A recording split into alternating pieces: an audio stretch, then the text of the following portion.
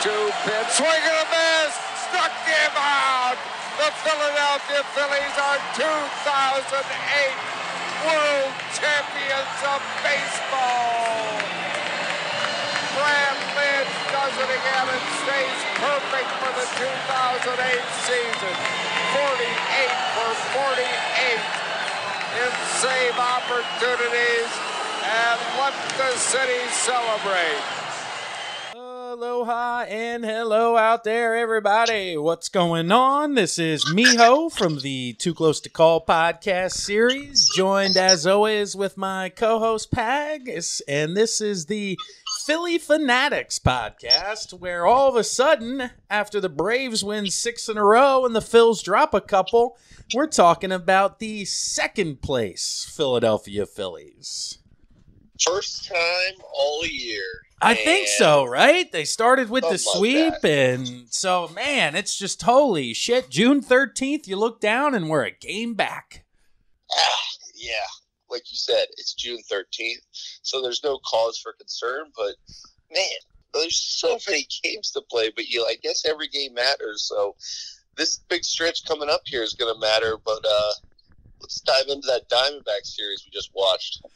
Yeah, losing 2 of 3 to the Diamondbacks, where Arizona put on a show offensively, specifically in Game 1, to the tune of a Major League record 13 home runs hit between the two teams in a 13-8 Arizona win over the Phillies, man. And Jared Eickoff was just throwing batting practice. That's what it looked like in the highlights. It literally looked like home run, home run. Home run! Home run! I'm like, what the hell is going on? Well, they started with back-to-back home runs in the top of the first. So right off the bus, they had 3 of them before Eickoff even got it out. It was like, oh, boy, this does not look good. I flipped it on because I got home late, and I just look at the score, and I go, ugh, and then I turn it off.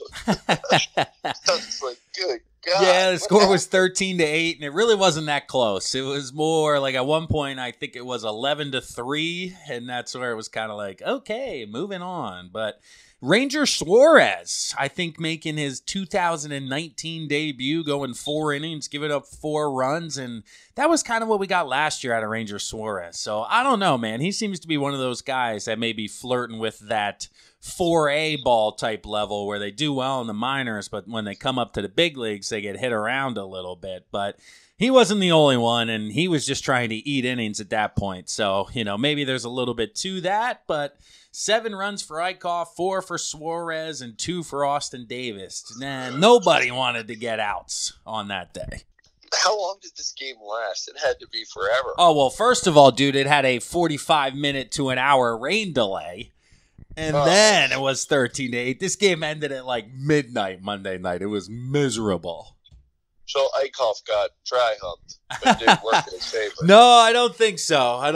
The rains came early enough that they knew that it was going to be pushed back. He didn't have to start up and go down type of thing. So no excuses for this one, minus the fact that it was a little cold and wet for him. But the big news after the game about Jared Eickoff was that Gabe came out and said that he is not, I repeat, not going to make his next start in the rotation. However, they don't know who the hell's going to take over for him. So, oh, man, what the hell does that mean? I don't know. It sounds like Gabe's dream. Gabe's like, I get to make something up off the cuff. But I think Vinny's kind of settled in as that 8th inning guy right now with Sir Anthony gone. So I wouldn't doubt we see an opener. Maybe Alvarez again. Cole Irvin's a potential guy. Like you said, Velasquez, he seems to be doing better in that bullpen role, so I don't know if you're going to want to futz with that too much, but we shall see. Basically, it's any of the above, man, but clearly Jared Eickoff at 3-4, and even his last 3 starts have been very, very bad. So we've seen that the Phillies are given 3 to 4 starts before they're like, okay, that's it. We're making a move. You had your shot. The inconsistency, because Eickoff had a couple good ones at the beginning of the year, and then all of a sudden he fell off.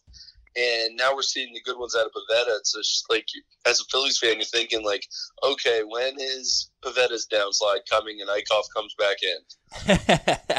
Can everybody just figure it out at the same goddamn time, please? Right. It's like, good God, people, come on. Well, that's the same hard. shit that's happening with our offense, to kind of jump around a little bit. As we mentioned on the previous pod, they have been a middle-of-the-road offense, and you look up even in this series where we just said, I think they scored 8 runs in game 1, 7 runs in game 2, and 0 in game 3. Spoiler alert. But the consistency is just nowhere to be found, man. And the offense helped them to a victory in game 2, 7-4, with the big home run by Scott Kingery in the bottom of the second inning. He hit a 3-run homer, which put him up 4-0, and pretty much allowed Arrieta to kind of battle his way through and keep the Phils ahead for the majority of this game.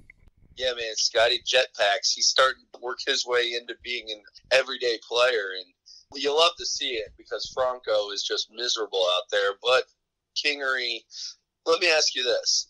Is this team looking to make a move so that Kingery is a utility guy where he's moving around so he's not set into a position?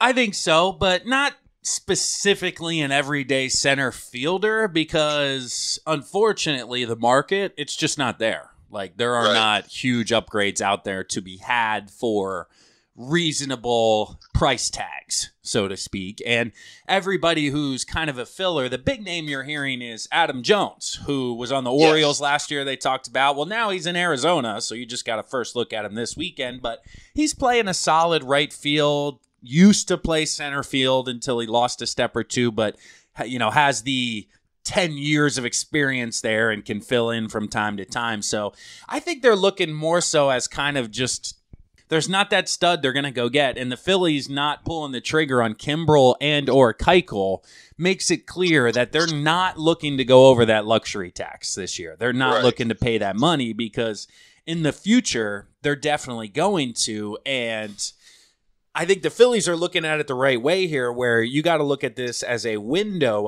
of an opportunity and not an all or nothing season. Because for better or worse, you have to be realistic, look around the league and go, the Dodgers are better than we are, the Astros are better than we are, the Yankees are pretty goddamn good, like the Cubs are pretty good. So yes, we have a chance, but this by no means is, if we don't win it this year, it's a failure, because like the Dodgers, we're clearly the best team in the National League. So you can't sell the farm for a rental or even a guy maybe one more year. And that's where the names of Hunter Pence get flown around, because they're cheap, but they could give you some quality at bats, veteran leadership. Adam Jones.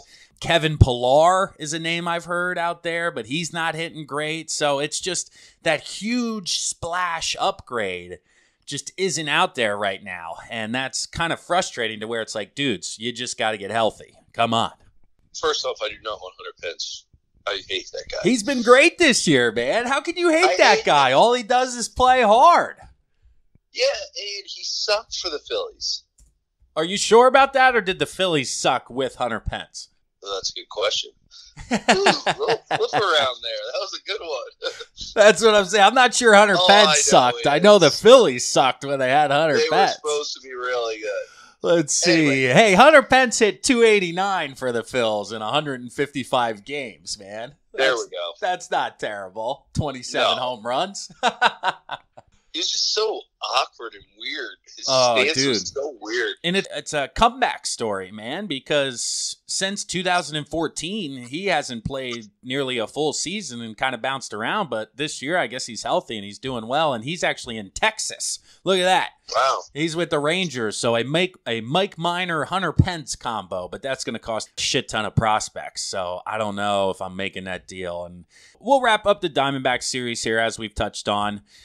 Losing 2-0 in the last game, sitting Bryce Harper for the first time this year, because they have another off day before they start this stretch of 26 games or so moving forward in the division. The key storyline there was Zach Eflin with another amazing start, 8 innings, 2 runs. His ERA is under 3, and somehow he's 6-6. So the Phillies just don't want to hit for him, but Ever. I guess my question to you, Pags, moving forward here, now that we've had this recent, I don't want to call it a slide, but have dumped a couple of series in the past few weeks here, how you feeling heading into 26 with the Braves, Nationals, Marlins, and Mets?